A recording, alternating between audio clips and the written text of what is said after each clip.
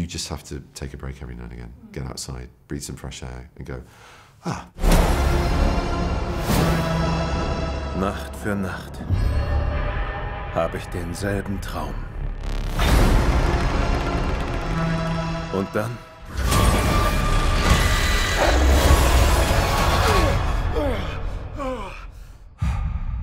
beginnt der Albtraum. Doctor Strange fights a lot of creatures, a lot of monsters. How happy are you that there's no Multiverse of Madness in real life? Very, yeah. It would mean, you know, our world's complicated and dark and fearful enough as it is. Yeah, that would make it a whole other level. So I'm very happy that we don't have to put up with that kind of intervention. That's something I actually think about a lot. Like if certain elements of, you know, of life, if it were just slightly altered, how that would affect all the people in my life. I mean, it's something that is the whole point of the multiverse, what these choices are that we have made or that even our parents have made, or their parents. All of these moments have led to right now and into the reality that we're in. And so the multiverse really offers this opportunity to get to know other versions of the characters, but also to like endless storytelling, really, with the multiverse. It's added like a bottomless pit of storytelling, which I'm excited to see how it expands after this movie. Wanda, was weißt du über das Multiversum? Vision hatte Theorien dazu. Er hielt es für gefährlich. Er hatte recht.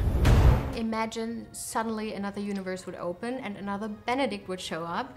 What do you think? Who He's and the how last would he person I'd want to meet. I find myself the least interesting person I know. I'd much rather hang out with other people. But would you think he would be a superhero also, or an alien, or? I mean, this is the point. I guess, you know, the kind of interesting questions that the possibility of a multiverse brings up is, what different outcomes could your choices make to your reality and your existence in that reality?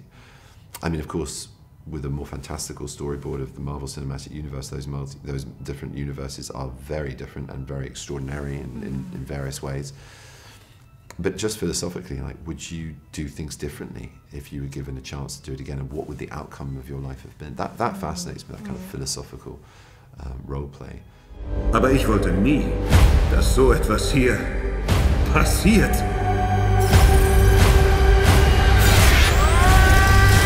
I mean, we meet a lot of new characters, but we also we discover new universes. But also we meet different versions of Doctor Strange. What did you like more, playing the good one or the bad one? I don't think if there is such an easy divide as good and bad. I really don't believe that in life anyway. I think what we call villains are people who are motivated to do things that are should be not condoned, but you have to understand them in order for that behavior to exist in a reality that is good storytelling, I think, and that says something about our world, whether it's grief motivating someone, whether it's an obsession, you know, whatever brings people that behavior, there's an element of pity. So I never really say good or bad. Die Dinge sind außer Kontrolle geraten. For producing the movie, I think you need to do a lot in front of a green screen.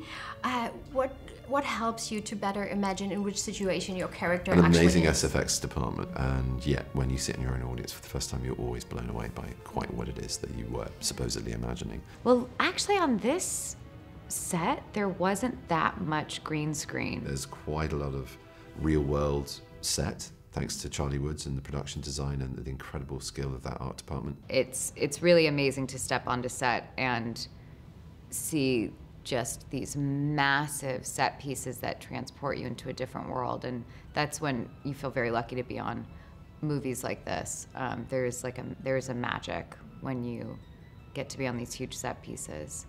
But also because of Sam Raimi, and he's got quite an old school nostalgic way of wanting stuff in camera, which is, it can slow things down because big stuff like flipping a car into the front of a building, that happened rather. I was like, can we do that in CGI? And they're like, Sam wants to do it for real.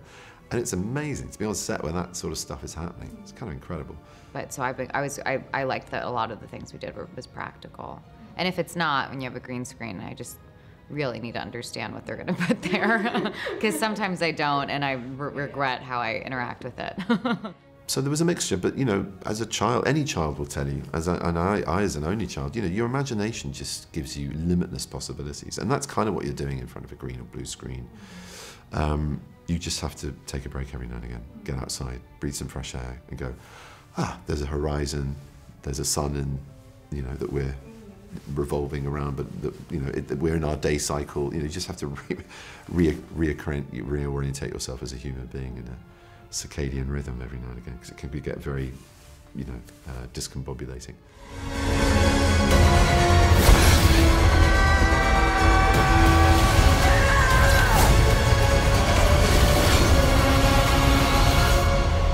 Strange!